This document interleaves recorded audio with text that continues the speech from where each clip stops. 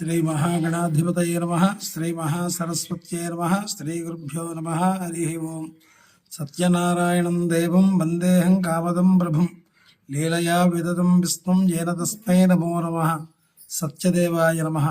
శ్రీ సత్యదేవ బ్రాహ్మణ నిత్యదాన అన్నదాన సత్రం అన్నవరం. నేను గ్రామ పురోహితుడిని, దేవులపల్లి సత్యనారాయణమూర్తిని. ఈ గ్రామంలో ఆ సత్రం అన్నదాన సత్రం ప్రారంభించి 87లో ప్రారంభించారు శ్రీ బ్రహ్మశ్రీ నాగభట్ల కామేశ్వరరావు గారి ఆధ్వర్యంలో.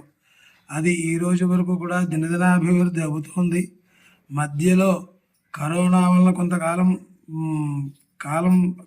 ఆప్ చేయవలసి వచ్చింది. అలాగే ఈ మధ్యకాలంలో ఒక 6 నెలలు కూడా ఆప్ చేసాము కొన్ని కారణాల వలన. నాగభట్ల కామేశ్వరరావు గారి ఆధ్వర్యంలో ఈ యొక్క సత్రం చాలా చక్కగా వేద విద్యార్థులకి పోషణార్థము, అలాగే నిత్యము అన్నదానం కొండ మీదకి వచ్చే బ్రాహ్మణులకి, అలాగే కొండ మీద వచ్చే ఉండే భక్తులకి అందరికీ కూడా అక్కడ చాలా వైభవపేతంగా అన్నదానం ఆయన జరిపిస్తున్నారు. ఫస్ట్ ఫ్లోర్లోనేమో ఈ యొక్క భోజనాలు, అలాగే సెకండ్ ఫ్లోర్లో వేద అధ్యాయం, 3వ ఫ్లోర్లోనేమో వేద విద్యార్థులు భవసపడడానికి ఎంతో కష్టపడి కృషిగా చేస్తున్నారు. అన్నింటికీ కూడా మూలం ధనం మూలం మిదం జగత్తు అన్నారు.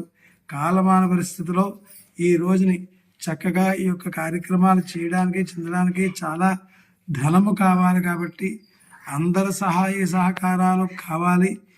నేను కూడా ఈ గ్రామంలో అనేక మంది మామూలుగా చెబుతూ వస్తున్నాను. ప్రతి ఒక్కరూ కూడా ఈ సత్రవకి అన్నవరం చాలా ప్రత్యేకమైనది, చాలా ప్రసిద్ధి కలిగినది. ఈ కామేశ్వరరావు గారి చేతి పెట్టుబడి పెట్టుకుని మరీ కూడా ఈ అన్నదానాన్ని జరిపిస్తున్నారు. కాబట్టి భక్తులందరూ కూడా దయ ఉంచి ఎవరికి ఎంత తోస్తే అంత విరాళాలు ఈ యొక్క సత్రవకి ఇవ్వవలసిందిగా కోరుచున్నాము. నాగభట్ల కామేశ్వరరావు గారు ఎంతో అభివృద్ధి చేసి పట్టుదలతో దీన్ని ఈ కొండ మీద వచ్చిన భక్తులకి అందరికీ ఊర్లో వాళ్ళు ఎవరైనా ఏదైనా పరంపదించినా సరే ఈ సత్రం నుంచే భోజనాలు వెళ్తూ ఉంటాయి. అలా కూడా ఆయన చేస్తూ ఎంతో ఉపకారం చేస్తూ వస్తున్నారు.